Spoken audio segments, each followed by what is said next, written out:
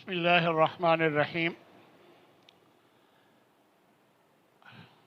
ایک جنگ میں اللہ کے نبی نے تمام لوگوں کو شرکت کی دعوت دی تو کچھ منافقین نے معذرت کی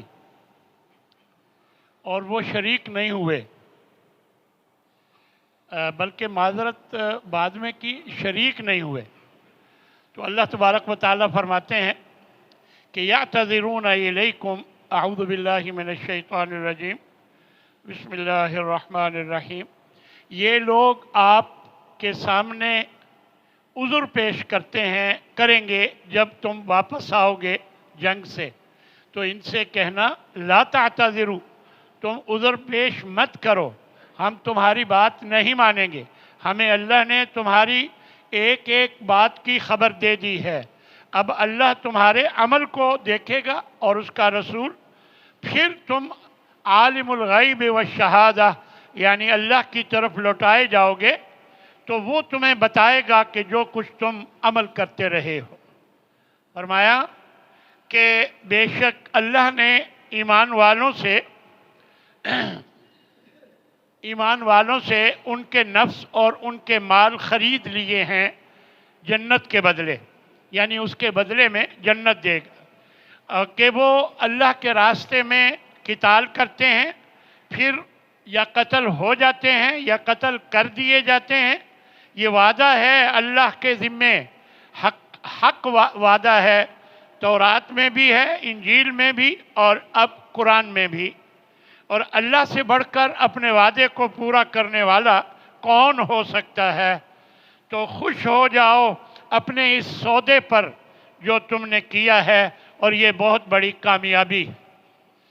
اور کسی نبی کے لیے یہ مناسب نہیں، نبی کے لیے یہ مناسب نہیں، اور نہ ہی ایمان والوں کے لیے کہ وہ مشرکوں کے لیے بخشش طلب کریں، اگرچہ وہ ان کے قریبی عزیز ہی کیوں نہ ہوں، اس کے بعد کہ جب ان پر واضح ہو گیا کہ یہ جہنمی ہیں۔ اور باقی رہا ابراہیم علیہ السلام کا اپنے والد کے بارے میں استغفار کرنا، یہ اس لیے تھا کہ انہوں نے اپنے والد سے وعدہ کر لیا تھا، اور جب ان پر یہ واضح ہو گیا کہ وہ اللہ کا دشمن ہے تو انہوں نے براءت کا اظہار کیا، یعنی بخشش طلب کرنا چھوڑ دیا۔ یہاں اس آیت سے معلوم ہوتا ہے کہ مشرک کے لیے بخشش مانگنا یہ درست نہیں۔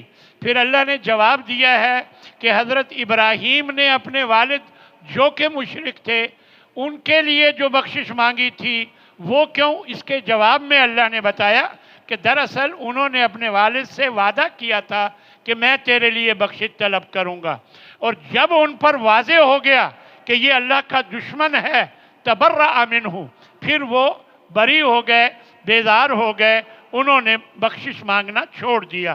ان ابراہیم لأواہ حلیم، بے شک ابراہیم بہت نرم دل اور بردبار۔ اے ایمان والو، اللہ سے ڈرو اور ہمیشہ سچوں کا ساتھ دیا کرو۔ اے ایمان والو، اللہ کی راہ میں لڑائی کرو، جنگ کرو، قتال کرو کافروں سے، اور وہ تمہارے اندر سختی پائیں، اور جان رکھو، یعنی ان کے بارے میں کوئی نرمی اختیار نہ کرو۔ وَاعْلَمُوا، اور جان رکھو، ان اللہ مع المتقین، کہ بے شک اللہ متقین کے ساتھ ہے۔ یقیناً تمہارے پاس اللہ کا ایک رسول آیا ہے جو تمہارے ہی نفسوں میں سے ہے، انسانوں میں سے، اور اس پر گراں گزرتا ہے جب تم پر کوئی مشقت آتی ہے، وہ تمہارے بارے میں، ایمان والوں کے بارے میں حریص ہے اور بہت شفقت کرنے والا، بڑا مہربان ہے۔ آگے سورہ یونس ہے، فرمایا کہ جب بے شک وہ لوگ جو ہم سے ملاقات کی امید نہیں رکھتے، رضوا بالحیات الدنیا، اور وہ دنیاوی زندگی پر راضی ہیں، خوش ہیں، واطمأنوا بہا، اور اس پر بڑے مطمئن ہیں، والذین هم عن آیاتنا غافلون، اور یہ وہ لوگ ہیں کہ جو ہماری آیات سے غافل ہیں، ان کا ٹھکانہ جہنم ہے، اس وجہ سے جو انہوں نے کمایا۔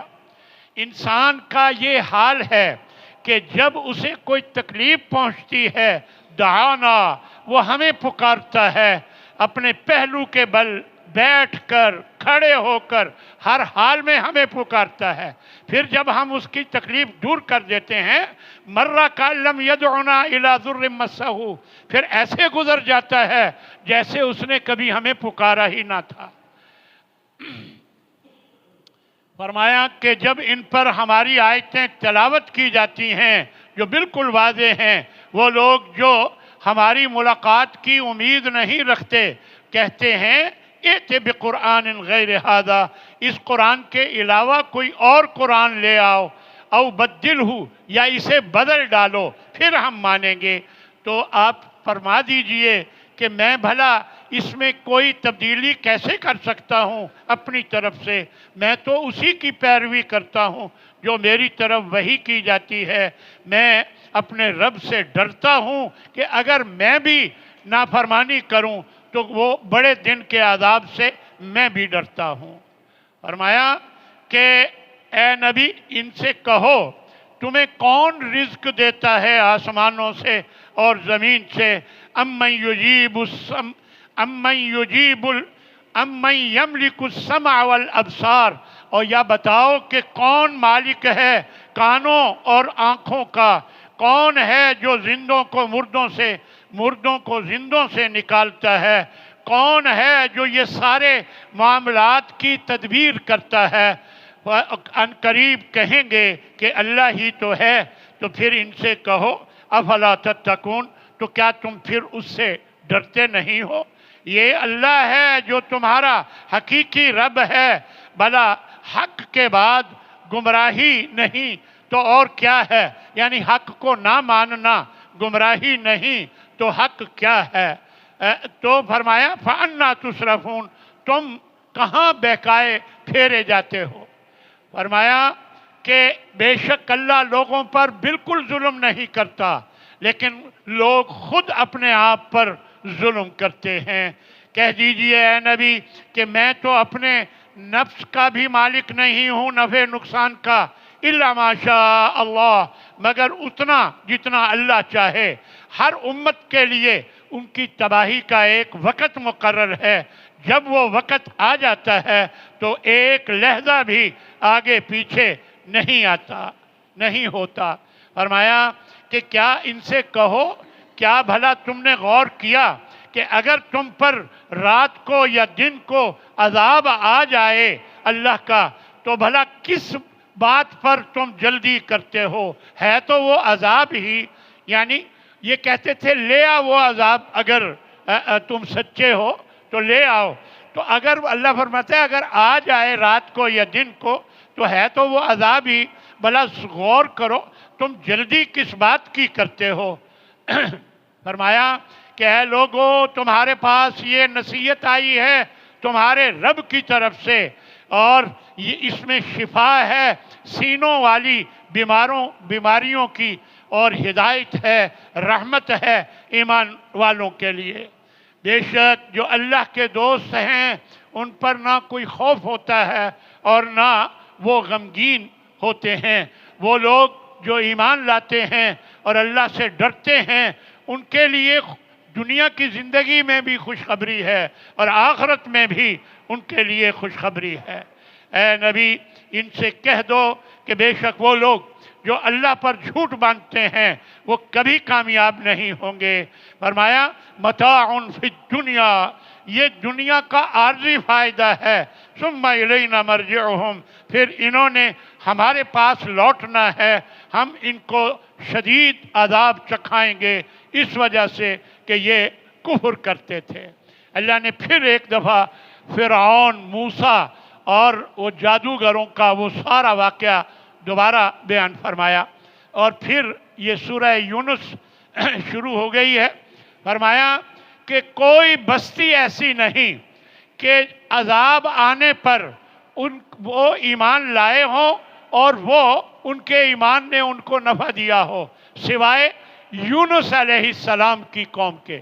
یعنی جب اللہ کا عذاب آیا تو کوئی بھی ایمان لائے تو ان کا ایمان فائدہ مند نہیں ہوتا سوائے یونس علیہ السلام کی قوم کے۔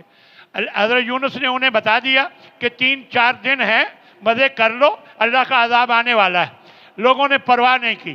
پھر جب اللہ کا عذاب آتا نظر آیا اور پھر یہ بوڑھے، بچے، جوان، عورتیں، مرد سب میدان میں نکل کر اللہ سے معافی مانگنے لگے تو اللہ نے انہیں دنیا کے عذاب کو ٹال دیا، ان کے عذاب۔ یہ بات اللہ نے یہاں بیان فرمائی ہے۔ فرمایا اس کے بعد سورہ ہود ہے اور پھر 12واں پارہ بھی ساتھ ہی شروع ہو جائے گا۔ اللہ ہمیں عمل کی توفیق عطا فرمائے۔ وآخر دعوانا ان الحمد للہ رب العالمین۔